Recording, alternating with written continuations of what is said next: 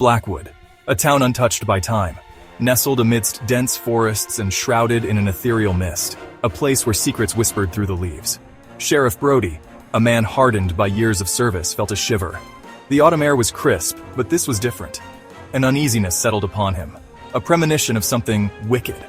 The townsfolk, a tight-knit community bound by generations of shared history, spoke in hushed tones. Strange occurrences, unexplained phenomena. Something was amiss in Blackwood. It began subtly. Livestock went missing, their carcasses drained of blood, grotesquely contorted. Then the whispers started. Visions in the mist, shadows that danced at the edge of sight. Old Man Hemlock, who lived alone in a creaking cabin deep in the woods, was found dead. His eyes, wide with terror, stared vacantly at the night sky.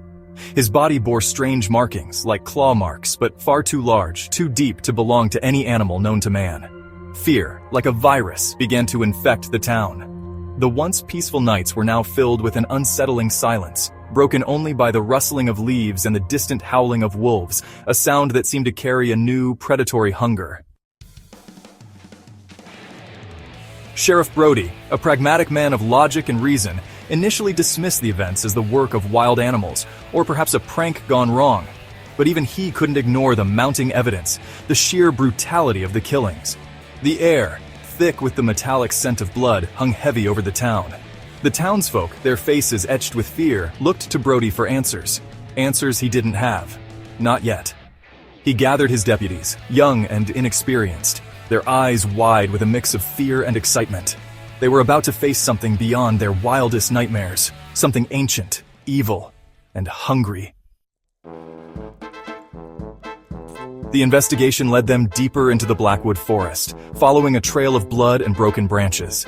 The air grew colder, the shadows deeper, as if the forest itself was closing in on them. The whispers grew louder, taunting them, urging them to turn back. They discovered strange symbols carved into ancient trees, symbols that sent shivers down their spines, symbols that spoke of a power beyond human comprehension. A primal fear settled in the pit of Brody's stomach.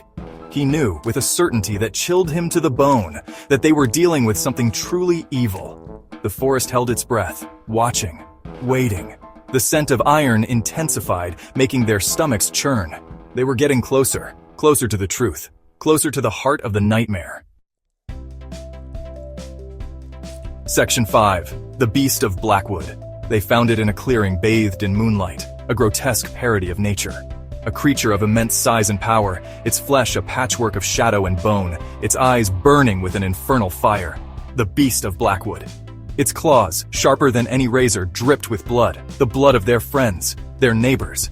The sight sent a wave of primal terror through the deputies, but Brody stood his ground, his jaw set, his hand gripping his service revolver. Fear had no place here, not now. He had sworn to protect this town, even if it meant facing down a demon from hell itself. This was his town. These were his people, and he would not let them down. Section 6. Into the Lair of Fear. The battle was brutal, a desperate struggle against a force of unimaginable power. The creature, fueled by an insatiable hunger, fought with the fury of a cornered animal. The deputies, their initial terror giving way to a grim determination, emptied their weapons into the beast, the air thick with the smell of gunpowder and fear. Brody, his face bloodied and bruised, his revolver empty, drew his backup, a double-barreled shotgun passed down from his grandfather. He leveled it at the creature, his finger on the trigger, his voice a low growl. This was it, the final stand, the culmination of generations of courage, of duty, of love for this town and its people. He would not falter, he would not yield. He would face this evil with every ounce of strength he possessed. Section 7. The Price of Courage. The blast echoed through the forest, a deafening roar that seemed to shake the very foundations of the earth. The creature, its chest ripped open by the blast, roared in pain, a sound that promised unimaginable suffering. It stumbled back, its infernal fire dimming, its movements sluggish. Brody stood his ground, his shotgun smoking, his chest heaving, his eyes locked on the creature. It was dying, but even in death, it radiated an aura of menace, of power. The forest held its breath, the air thick with the coppery tang of blood and the stench of decay. The creature, with a final shuddering gasp, collapsed. its body dissolving into tendrils of black smoke that dissipated into the night. The forest was silent, the only sound the beating of Brody's heart and the ragged breaths of the surviving deputies. Section 8. Dawn breaks, but the shadows remain. Dawn broke over Blackwood, casting long shadows across the forest floor.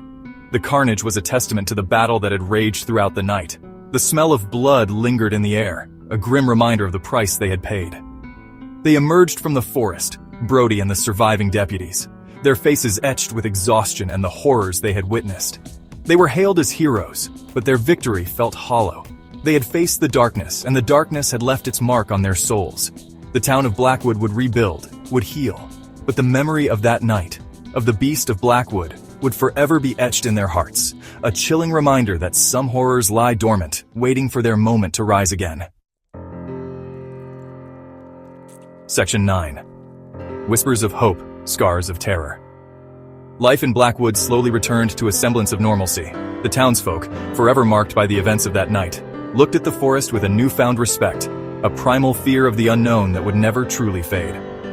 Sheriff Brody, his face scarred, his spirit wearied, continued to protect his town. His gaze ever watchful, his hand never far from his grandfather's shotgun. He knew deep in his heart that the forest held its secrets close, and that some things are best left undisturbed.